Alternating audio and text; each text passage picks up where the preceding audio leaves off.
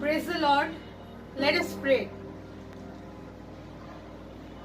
Father, we thank you from our heart, Lord, that you have loved us so much that you gave Jesus Christ in our lives. Thank you that you chose us to become born again and to know Jesus better than before. Lord, today I want to thank you for all the church members, our families, relatives and friends, for keeping them safe from all kinds of troubles and difficulties. Lord, we also pray for your mercy over all those who are facing uncertainties during this time. Lord, teach us to stay strong, calm, and have more patience. Help us, Lord, to overcome all our anxiety and to have peace in our mind. Lord, give us the wisdom to deal with this situation. I thank you for good health and happiness. We ask your blessing over this meeting, Lord. Thank you, Lord, and we ask all this in Jesus' most holy and precious name. Amen.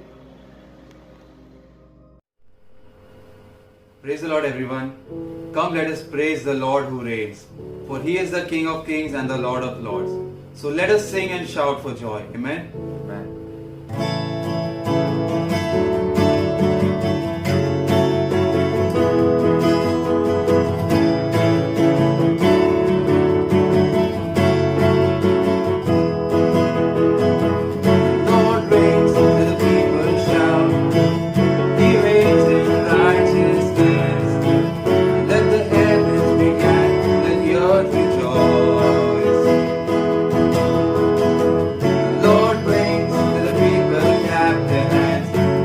Shout, the redeemed have come to dance.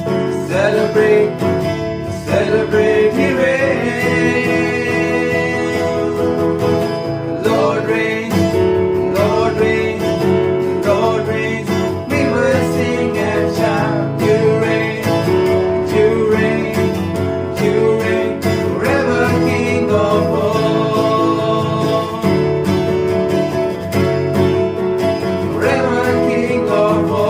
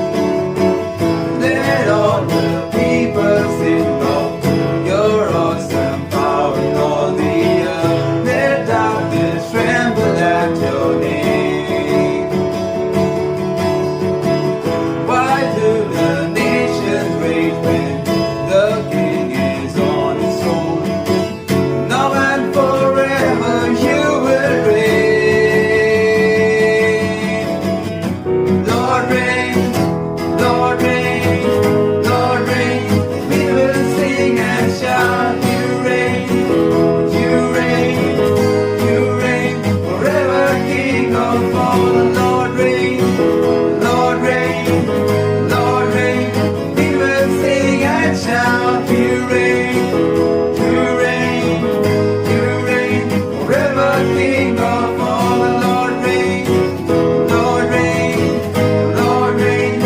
We will sing and shout, You reign, You reign, You reign, forever King of all, forever King of all, forever King of all.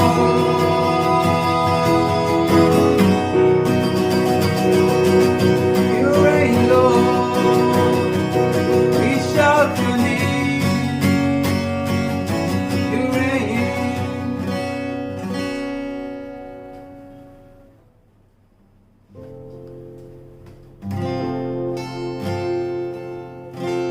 प्रभु आप ही जल की ज्योति हो।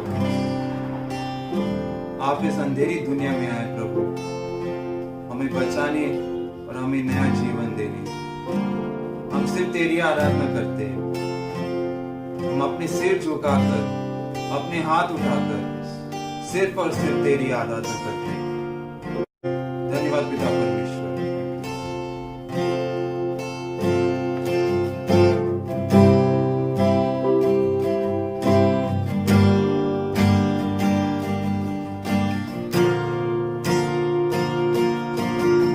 जग ज्योति तू उतरा अंधकार में, तूने मेरी आंखें खोल दी।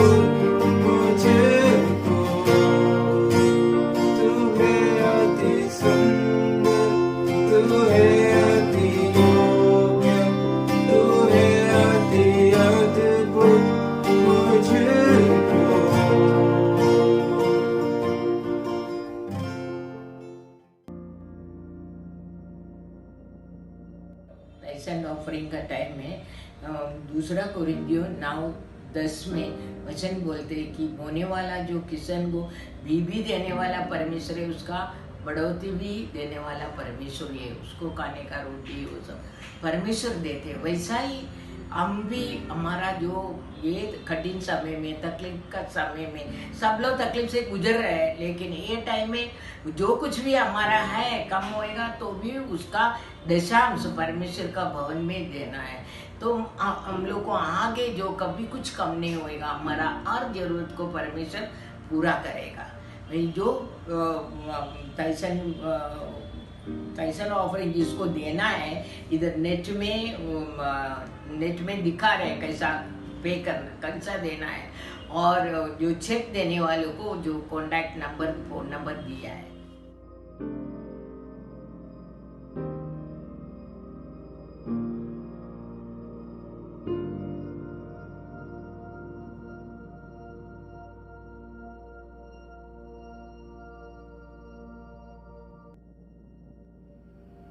In Acts 2:42, प्रेरितों अध्याय 2 वचन 42 में it says the early church continues steadfastly वहाँ वचन में लिखा है कि प्रथम कलीसिया लवलीन रही, लगातार बनी रही इन बातों in में, 4 things: इन 4 बातों में, apostle doctrine, प्रेरितों से शिक्षा पाने में, fellowship, संगति रखने में, breaking of bread, रोटी तोड़ने में and prayer. और प्रार्थना करने में।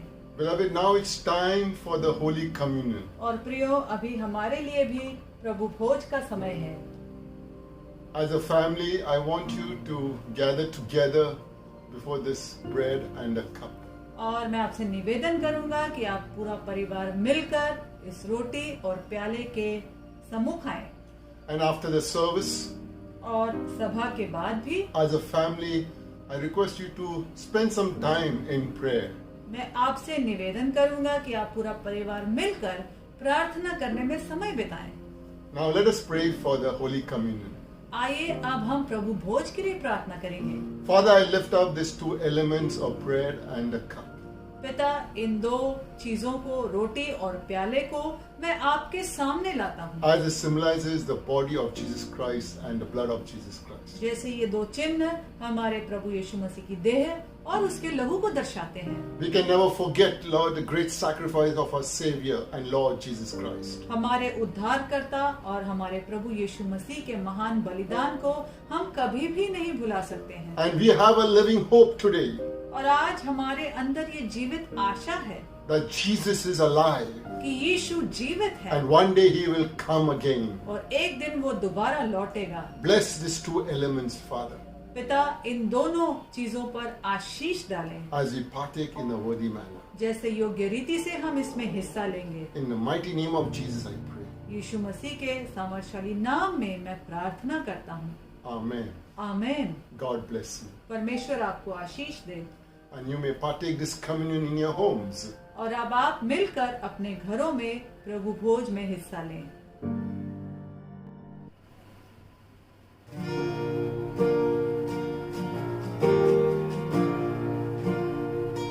I love you, Lord, for your mercy never fails me. All my days I've been held in your hands. From the moment that I wake up until I lay my head, I will sing of the goodness of God. All my life you have been faithful.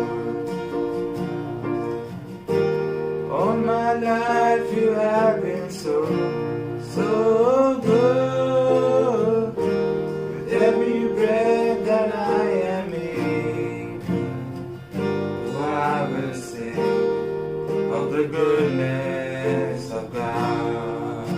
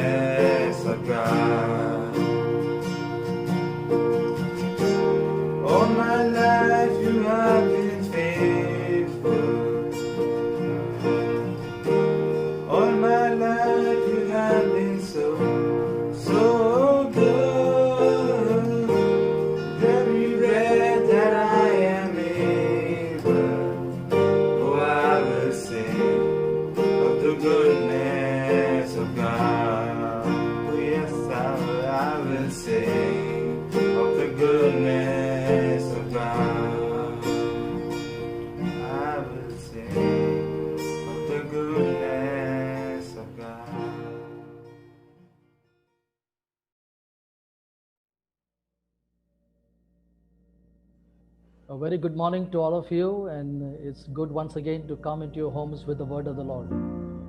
और आप सबको सुप्रभात और बहुत अच्छा लग रहा है आप सबके घरों में परमेश्वर के वचन को लेकर आने में। I want to thank Pastors Ryan and Pastor Vaishali for this opportunity to bring the word of the Lord to you. Pastor Brian और वैशाली का मैं धन्यवाद करना चाहता हूँ इस अवसर के लिए कि परमेश्वर का वचन आप तक मैं ला सकता हूँ। We were on the topic of giving, हम देने के विषय पर थे and we saw that all through the scriptures we are encouraged to be generous in our giving.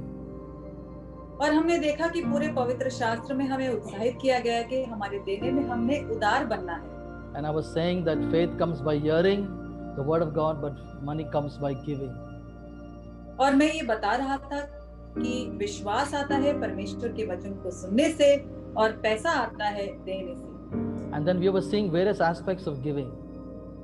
उसके बाद हम देने के विभिन्न पहलुओं को देख रहे थे। Number one, we saw how should we give. सबसे पहले हमने देखा कि हमें किस प्रकार देना है। What should be my attitude when I give? जब मैं देता हूँ तो मेरा मनोभाव किस प्रकार होना चाहिए। And we saw two ways we should give. We should give in love, and we should give cheerfully or joyfully. और हमने देखा कि दो प्रकार से हमने देना है, एक है प्रेम के साथ और दूसरा है हर्ष के साथ यानी खुशी के साथ। Then we saw whom should we give. उसके बाद हमने सीखा कि हमने किसको देना है। We need to give to God first. हमें प्रथम परमेश्वर को देना है। And so, like in other areas of our life, we are encouraged to put God first. Same is the area of finances. We need to put God first. और जैसे जीवन के बाकी क्षेत्रों में हमें उत्साहित किया गया कि हमने परमेश्वर को प्रथम स्थान देना है, उसी प्रकार देने के विषय में भी पवित्र शास्त्र हमें उत्साहित करता है कि हमने परमेश्वर को प्रथम स्थान देना है। And we see this principle of the first all through the scriptures. और प्रथम के इस नियम को हम पूरे पवित्र शास्त्र में देखते हैं। And when we put God first in every area of our lives, including the finances, then everything comes in order in our lives. और जब हम परमेश्वर को प्रथम स्थान देते हैं हमारे जीवन के सभी क्षेत्रों में और पैसों के क्षेत्र में भी, तो हमारे जीवन की सभी बातें सही क्रम में आ जाती हैं। And in the first of the 10 commandments, God says, "You shall not have any other gods besides me."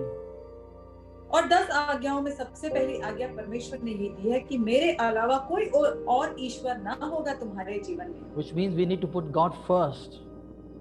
जिसका अर्थ है कि हमने परमेश्वर को प्रथम रखना है। He gets the top priority in every area of our lives. हमारे जीवन के सभी क्षेत्रों में परमेश्वर को सर्वोच्च प्राथमिकता मिलनी है। Then we saw in Exodus 13 verse 1 and 2, उसके बाद हमने देखा निर्गमन के अध्याय 13 वचन 1 और 2 में, where God says the firstborn of man and beast belongs to Him. जहाँ परमेश्वर कहता है कि चाहे मनुष्य का हो चाहे पशु का हो, सबका पहलौठा परमेश्वर का है। It's God's property.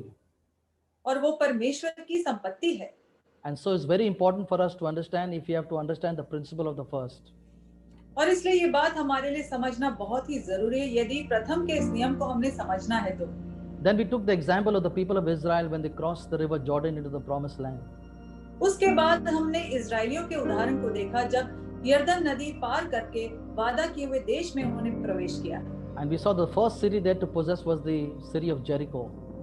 और हमने देखा जो पहला नगर उन्हें अपने काबू में करना था वो था यरीहो का नगर। And the instruction God gave Joshua and the people of Israel in Joshua 6:19, He said, "All the silver, the gold, the bronze, and the iron has to come into the treasury of the Lord."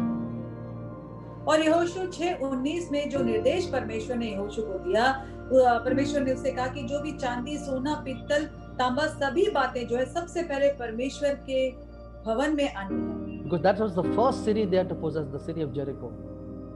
क्योंकि यरीहो नगर सबसे पहला नगर था जिसको उन्हें हासिल करना था। But there was one man in Joshua 7 who disobeyed the Lord in this area. लेकिन यहोशू अध्याय 7 में देखते हम एक व्यक्ति था आकेन जिसने परमेश्वर की आज्ञा का उल्लंघन किया इस क्षेत्र में। And because of that, the Israelites lost the next battle in possessing the city Ai. और इसकी वजह से इजरायलियों ने अगले युद्ध में पराजय का सामना किया जब आय नगर के ऊपर वो उसको हासिल करने जब गए। And God gives the reason why they lost the battle. Joshua 7:11, God said they have stolen what I said for them to consecrate it, put in the treasury of the Lord. और यहोशू अध्याय 7 वचन 11 में परमेश्वर उनकी पराजय का कारण बताता है कि जो मैंने उनसे कहा था कि सारी वस्तुओं को परमेश्वर को अर्पण करना है, लेकिन उन्होंने नहीं किया और इस प्रकार परमेश्वर की चोरी की। So we need to give top priority. Our first fruits needs to go to the Lord. इसलिए हमें सर्वोच्च प्राथमिकता परमेश्वर को देनी है। हमारे जीवन का प्रथम फल परमेश्वर को पहले जाना है। Even in Proverbs 3 verse 9 and 10 the Bible says, नीति वचन अध्याय 3 वचन 9 और 10 में भी बाइबल कहती the है, Lord says, honor the Lord with your wealth and with the first fruits of all your increase. और प्रभु वहां कहता है कि अपनी संपत्ति के द्वारा और अपनी भूमि की पहली उपज दे देकर यहोवा की प्रतिष्ठा करना। So God is honored when we give him the first fruits. जब हम अपना प्रथम फल परमेश्वर को देते हैं, इससे परमेश्वर की प्रतिष्ठा होती है। Then it says, then your barn will be filled and your vats will overflow with new wine. और आगे वहां वचन कहता है, इस प्रकार तेरे खत्ते भरे और पूरे रहेंगे और तेरे रसकुंडों से नया दाख मधु उमड़ता रहेगा। So I'll repeat that God is honored when we bring the first fruits to him. तो मैं फिर से इस बात को दोहराऊंगा कि जब हम अपना प्रथम फल परमेश्वर को देते हैं, तो इससे परमेश्वर को हम आदर देते हैं, उसकी प्रतिष्ठा करते हैं। And so God says when we honor him, he will honor those who honor him. और परमेश्वर कहते हैं कि जो परमेश्वर को आदर देंगे, परमेश्वर उनको आदर दिलाएगा। And God will begin to bless us in every area of our lives. और परमेश्वर हमारे जीवन के एक सभी क्षेत्रों में हमें आशीष देने लगेगा। Even in Exodus 23 verse 19 we saw last time, पिछली बार निर्गमन अध्याय 23 वचन 19 में भी हमने देखा था, we encouraged to bring the first fruits into the house of the Lord. और हमें उत्साहित करता है वचन कि हमने अपने प्रथम फल को परमेश्वर के भवन में ले आना है। God did not say you shall give, but you shall bring the first fruits into the house. परमेश्वर ने ये नहीं कहा कि मेरे भवन में तुम अपने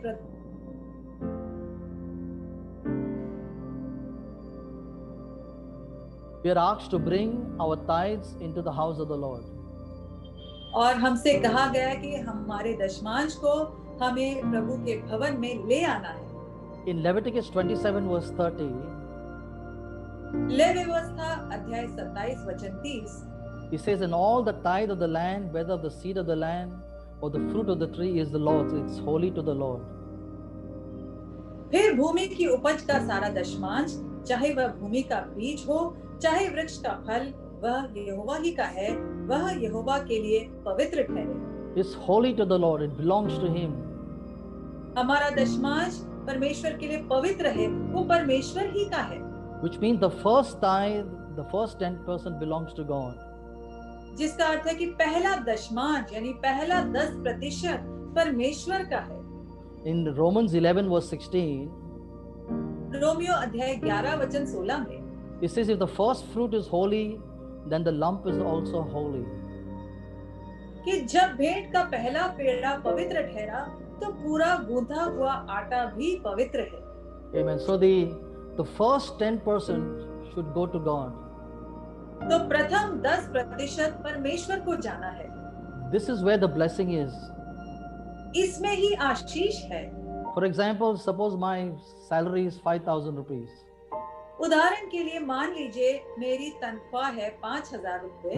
Now some would earn 5,000 a month, some would earn 5,000 a week, some would earn 5,000 in a day. हो सकता है कुछ लोग महीने में 5,000 कमाते होंगे, कुछ लोग सप्ताह में 5,000 कमाते होंगे, कुछ लोग दिन का 5,000 कमाते होंगे।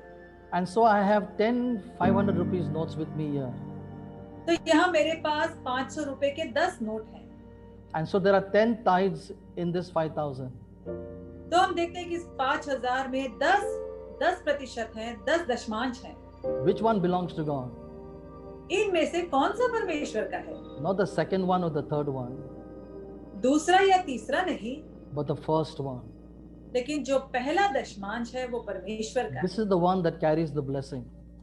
ये वो दशमांश है जिसमें आशीष है। So the principle of the first runs throughout the scripture. तो ये प्रथम का नियम पूरे पवित्र शास्त्र में हमें मिलता है। We'll see another example in 1 Kings chapter 17, और एक उदाहरण हम देखेंगे पहला राजा का अध्याय 17 में verse 8 to 16. वचन 6 से 8 से 16, Where the Lord tells the prophet Elijah to go to Zarephath, where a widow lives there. जहां पर परमेश्वर नबी एलिया से कहता है कि सारपत नगर में जा जहां पर एक विधवा रहती है And there is famine in the land. और उस देश में अकाल पड़ा हुआ है। And as the prophet Elijah enters the city of Zarephath, he finds this widow picking up sticks. और जब एलिया नबी सारपत नगर में प्रवेश करता है तो वो देखता है कि ये विधवा लकड़ियां बीन रही है। And Elijah tells her, "Bring me a little water in a cup that I may drink." और एलिया उससे कहता है कि मेरे लिए थोड़ा सा प्याले में पानी लिया कि मैं उसे पी सकूं। And as she was going, then the prophet Elijah says, "Bring me also a morsel of bread." और जैसे वो विधवा जा रही थी तो एलिया नबी उससे ये भी कहता है कि मेरे लिए हाथ में एक रोटी का टुकड़ा भी लिया। And she says, "As the Lord lives, I have a last morsel of bread which my son is going to eat and die." और विधवा उससे उत्तर देती है कि यहोवा के जीवन की शपथ कि मेरे पास ये आखिरी रोटी बची है जिसे मैं और मेरा बेटा खाएंगे और फिर हम मर जाएंगे। Look what the prophet Elijah replied to the widow of Zarephath. देखिए एलिया नबी ने सारपत की विधवा को क्या उत्तर दिया। 1 Kings 17 verse 13. पहला राजा अध्याय 17 का वचन 13। And it says, Elijah said to her, "Do not fear. Go and do as you have said, but make me a small cake from it first and bring it to me, and afterward make some for yourself and your son." Elia ने उससे कहा, मत डर, जाकर अपनी बात के अनुसार कर, परंतु पहले मेरे लिए एक छोटी सी रोटी बनाकर मेरे पास ले आ, फिर इसके बाद अपने और अपने बेटे के लिए बनाना। What did Elijah tell the widow of Zarephath? He says, "You make me a piece of bread first. You bring it to me, then you and your son eat." Elia ने उस विधवा से क्या कहा कि पहले मेरे लिए एक छोटी सी रोटी बना कर ले और उसके बाद तू और तेरा बेटा अपने लिए बना लेना। Notice the word first. और ध्यान दे यहाँ पर वो शब्द कहता है पहले। And when the widow gave Elijah the first, there was a miracle in her house. और इस विधवा ने जब पहले एलिया को रोटी बनाकर दी तो उसके घर में चमत्कार हुआ। In spite of a desperate famine situation, she gave the first morsel of bread to the prophet Elijah or to God. और उसके यहाँ पर इतनी भयंकर अकाल की परिस्थिति होने के बावजूद उसने पहली रोटी एलिया को यानी कि परमेश्वर को दी। So I want to encourage you this morning. You may be going through a famine situation, a difficult, challenging situation because of the pandemic, but always bring your first fruits to the Lord. और मैं आप सभी को यही बात से उत्साहित करना चाहूंगा कि इस महामारी के कारण चाहे आप कठिनाई की चुनौती भरी परिस्थिति से गुजर रहे हैं, लेकिन फिर भी हमेशा पहले प्रथम फल को परमेश्वर के पास ले आए। By doing this, you honor God, and God will honor those who honor Him. ऐसा करने से आप परमेश्वर को आदर देते हैं और जो परमेश्वर का आदर करते हैं उन्हें परमेश्वर आदर दिलाता है। Think about this. There is a famine in the land. इस बात के बारे में आप सोचें कि उस देश में अकाल पड़ा हुआ है। Why didn't God send Elijah to a rich person? क्यों परमेश्वर ने एलिया को एक धनी व्यक्ति के पास नहीं भेजा? Many of us think that God sent Elijah to the widow that she could provide for Elijah. हम में से कई लोग सोचते हैं कि परमेश्वर ने एलिया को उस विधवा के पास इसलिए भेजा ताकि एलिया की जरूरतें पूरी हो सके। But I believe God sent Elijah to the widow so God could provide for the widow. लेकिन मेरा ये मानना है कि परमेश्वर ने एलिया को उस विधवा के पास इसलिए भेजा ताकि परमेश्वर विधवा की जरूरतों को पूरा कर सके। Now people think, or many believers think, that God wants us to tithe so that the church can be taken care of. लोग सोचते हैं या कई विश्वासी भी सोचते हैं कि परमेश्वर चाहता है कि हम दशमांश दें ताकि कलीसिया की जरूरतें पूरी हो सके। But I believe God wants you to tithe so that you can be taken care of. लेकिन मेरा ये मानना है कि परमेश्वर चाहता है कि आप दशमांश दें ताकि आपकी जरूरतें पूरी हों। So see, God doesn't need our money. देखिए परमेश्वर को हमारे पैसे की आवश्यकता नहीं है। Because even in Philippians 4 verse 17, Paul says to the church of Philippi, क्योंकि फिलिपियों के अध्याय 4 वचन 17 में पौलुस फिलिप्पी की कलीसिया से कहता है, he's thanking the church of Philippi for the offering they had sent to him for the work of the Lord. उस वचन में पौलुस फिलिप्पी की कलीसिया को धन्यवाद कर रहा है उस भेंट के लिए जो उन्होंने पौलुस को भेजी थी परमेश्वर के कार्य के लिए। And he's saying that I don't seek your gift, but I seek profit added to your account. और वो कहता है कि मैं तुम्हारे दान को नहीं चाहता, लेकिन मैं ये चाहता हूँ कि तुम्हारे लिए लाभ बढ़ता जाए। So whenever you give to God, God is not seeking your gift, but He wants to see, He's seeking profit to be added to your account. तो जब भी आप परमेश्वर को देते हैं, तो परमेश्वर को आपके भेंट, आपके दान की आवश्यकता नहीं, लेकिन वो चाहता है कि आपके लिए लाभ बढ़ता जाए। Another thing about this widow, her son had a terminal disease. You read the story in 1 Kings 17 onwards. एक और बात इस विधवा के बारे में हम देखते हैं, पहला राजा अध्याय 17 वचन 17 से आगे आप पढ़ेंगे तो उसके बेटे को एक बहुत ही भयंकर बीमारी हो गई थी, And in a few months after that, he dies. और उसके कुछ महीनों बाद उसके बेटे की मृत्यु हो जाती है। And we read the story that Elijah raises this widow's son from the dead. और आगे वहां हम कहानी पढ़ते हैं कि एलिया विधवा के बेटे को मरे हुए में से जीवित करता है। It's not that just that God could provide for her financially, but God knew her son was going to die. और ऐसा ही नहीं कि परमेश्वर केवल उसके पैसों के, उसकी आर्थिक जरूरतों को पूरा करना चाहता था, लेकिन परमेश्वर जानता था कि उसके बेटे की मृत्यु होने वाली है। See, when we put God first in our finances, जब हमारे पैसों के क्षेत्र में हम परमेश्वर को प्रथम स्थान देते हैं, it's not that just God blesses you financially, but He sets your house, your family in order. He blesses other areas of your lives too. तो ये नहीं केवल आर्थिक क्षेत्र में परमेश्वर आपको आशीष देता है, लेकिन उसके साथ साथ आपके परिवार, आपके घर को सही क्रम में ले आता है, और बाकी क्षेत्रों में भी परमेश्वर की आशीष आती है। So make a decision whenever you get an income, bring the first fruit to the house of the Lord, your local church. तो आप ये निर्णय कर लें कि जब भी आपको कोई कमाई मिलती है, तो उसका प्रथम फल आप परमेश्वर के भवन में, अपनी स्थानीय कलीसिया में ले आए। Now many believers don't realize that God has designed a test. कई विश्वासियों को इस बात का एहसास नहीं है कि परमेश्वर ने यहाँ पर एक परीक्षा को बनाया हुआ है, And you take it every time you get paid. और जब भी आपको कमाई मिलती है तो हमेशा ये परीक्षा का आप सामना करते हैं। And the test is, whom are you going to thank for your income? और परीक्षा ये है कि आप अपनी कमाई के लिए किसको धन्यवाद करने वाले हैं, And whom are you going to worship for your income? और अपनी कमाई के द्वारा आप किसकी आराधना करने वाले हैं। The test is, what are you going to do with your first 10%? परीक्षा ये है कि अपने प्रथम दशमांश के साथ आप क्या करने वाले हैं। And in Malachi chapter 3 verse 10, Malachi अध्याय 3 वचन 10 में it says, bring all the tithes into the storehouse. वचन कहता है कि सारे दशमांश भंडार में ले आओ। So to pass the test, you need to give the first 10%, bring it to the house of the Lord.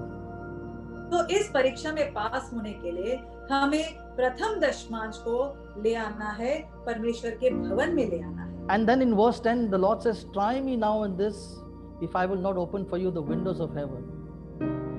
और वही वचन 10 में प्रभु कहता है कि ऐसा करके मुझे परखो कि मैं आकाश के झरोखे तुम्हारे लिए खोलता हूँ कि नहीं, And pour out such blessing that there will not be room enough to receive it. कि तुम्हारे लिए आकाश के झरोखे खोलकर तुम पर अपरंपार आशीष की वर्षा करता हूँ कि नहीं। The Bible uses the word, God says, try me.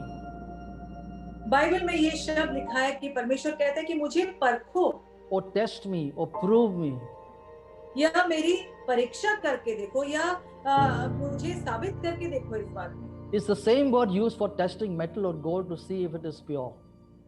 ये वही शब्द है जो इस्तेमाल होता है किसी धातु के लिए, जैसे सोने के लिए, कि उसकी शुद्धता को परखने के लिए ये शब्द इस्तेमाल किया जाता है। Here is what God is saying.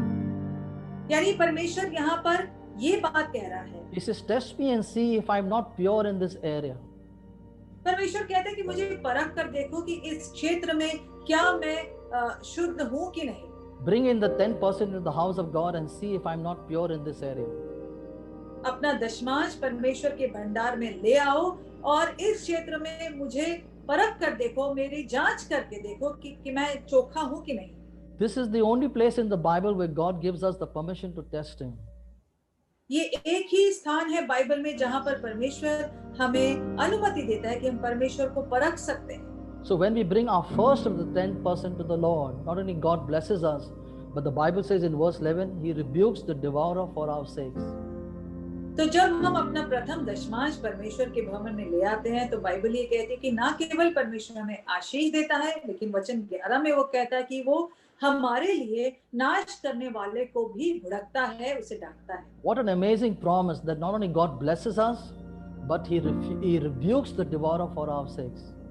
और कितना अद्भुत वादा है परमेश्वर का कि वो ना केवल हमें आशीष देता है, लेकिन हमारे लिए नाश करने वाले को भी हमसे दूर करता है, उसे भुड़कता है।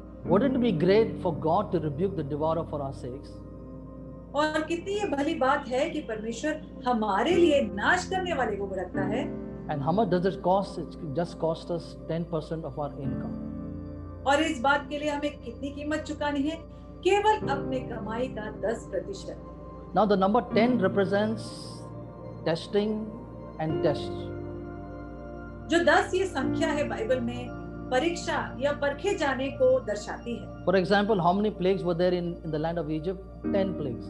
उदाहरण के लिए मिस्र देश में कितनी महामारियां हुई थी? 10 महामारियां। How many commandments in Exodus 20? 10 commandments. निर्गमन अध्याय 20 में कितनी आज्ञाएं दी गई हैं? 10 आज्ञाएं।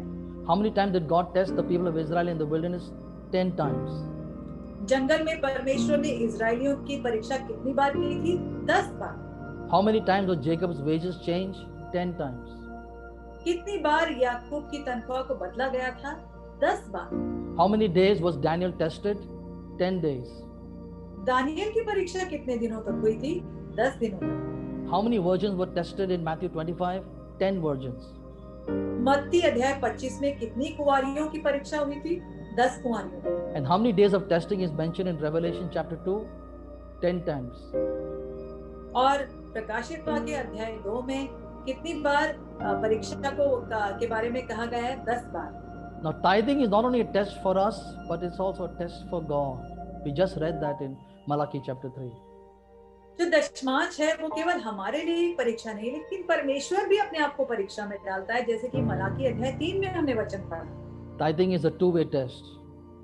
दशमांश एक दो तरफा परीक्षा है। So I want to encourage you today to decide that you will always bring your first fruits, the first of the 10%, to the house of the Lord. और इसलिए मैं आप सबको उत्साहित करना चाहूंगा कि आप ये निर्णय करें कि आप हमेशा अपना प्रथम फल, अपना प्रथम दशमांश परमेश्वर के भवन में ले आएंगे।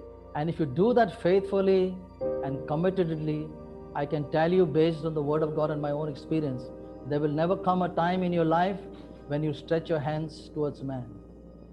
और यदि आप ये नियमित रूप से विश्वास योग्य रीति से आप करेंगे, तो मैं आपको ये आश्वासन देना चाहता हूँ कि कभी आपके जीवन में ऐसा मौका नहीं आएगा कि आपको किसी के आगे हाथ फैलाना पड़े। Because when we tithe, we say, God, you are my source. क्योंकि जब हम दशमांश देते हैं तो हम ये कहते हैं कि परमेश्वर तू मेरा स्रोत है। But when we don't tithe, then we think that God is not our source. लेकिन जब हम दशमांश नहीं देते हैं तो हमारी ये सोच है कि परमेश्वर मेरा स्रोत नहीं है। So don't act in fear, act in faith. इसलिए डर में ना चलें, विश्वास में चलें। Hallelujah. हालेलुया।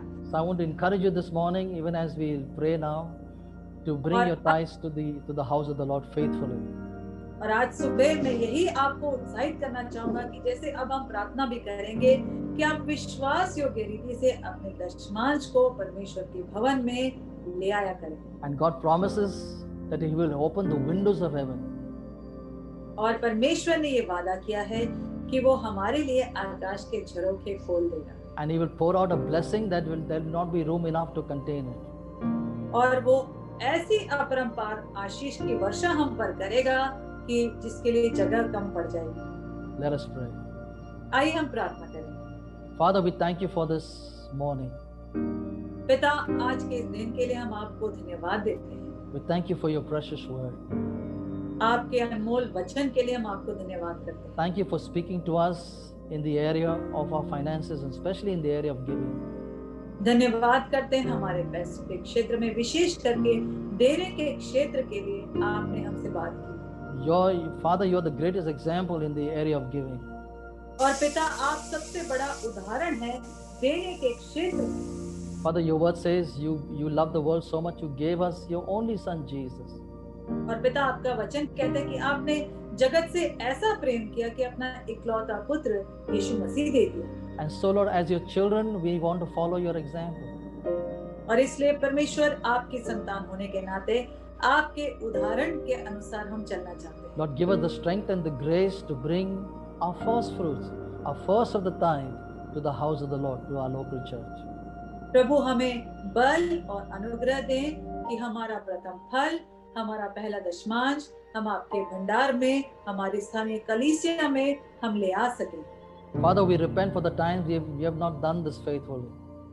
पिता, हम पश्चाताप करते हैं कि जितनी बार हमने ऐसा नहीं किया है उस चीज के लिए। Could be for various reasons, Lord. हो सकता है कई कारणवश हमने अपना दशमांश नहीं दिया है। Lord, forgive us for walking in fear and not by faith. प्रभु हमें क्षमा करें कि हम डर से चले थे न कि विश्वास से। Lord, faith always pleases you. विश्वास हमेशा आपको प्रसन्न करता है। But Lord, we make a decision this morning, no matter what happens, Lord, we will bring our tithes faithfully to the house of the Lord. लेकिन प्रभु आज सुबह हम ये निर्णय करते हैं कि चाहे जो भी क्यों न हो, हम विश्वास योग्य रीति से अपने दशमांश को आपके भवन में ले आएंगे। Because the tithe belongs to you, Father. क्योंकि पिता दशमांश तो आपका है, It's holy unto you. वो आपके लिए पवित्र है। And Lord, when you bring it to you, you promise to bless us in every area of our lives. और जब हम आपके भवन में ले आते हैं तो आपने वादा किया है कि आप हमारे जीवन के सभी क्षेत्र में हमें आशीष देंगे। In the name of Jesus, I pronounce a blessing upon every family that is hearing this message. और यीशु मसीह के नाम से हर एक वो परिवार जो इस संदेश को सुन रहा है, उनके ऊपर मैं आशीष की घोषणा करता हूँ। I come against the spirit of lack in the name of Jesus, in the blood of Jesus. यीशु के नाम से, यीशु के लहू से घटी की आत्मा के विरोध में आता हूँ। I come against the spirit of poverty in the name of Jesus, in the blood of Jesus. यीशु के नाम से, यीशु के लहू के द्वारा मैं गरीबी के आत्मा के विरोध में आता हूँ। Father, your word says that you have taken our poverty that we might be blessed. पिता, आपका वचन कहता है कि आपने हमारी गरीबी को अपने ऊपर ले लिया ताकि हम आशीष को पा सकें। We rebuke the spirit of poverty in Jesus' name, in the blood of Jesus. यीशु के नाम में, यीशु के लहू के द्वारा गरीबी की आत्मा को हम डांटते हैं। Father, we pray for all those who are in debt. पिता, हम प्रार्थना करते हैं उन सभी के लिए जिनके ऊपर कर्जा है। Lord, you want to make us the lender, not the borrower. प्रभु, आप हमें लेने वाला नहीं लेकिन देने वाला बनाना चाहते हैं। Father, you said in your word, the borrower is the slave to the lender.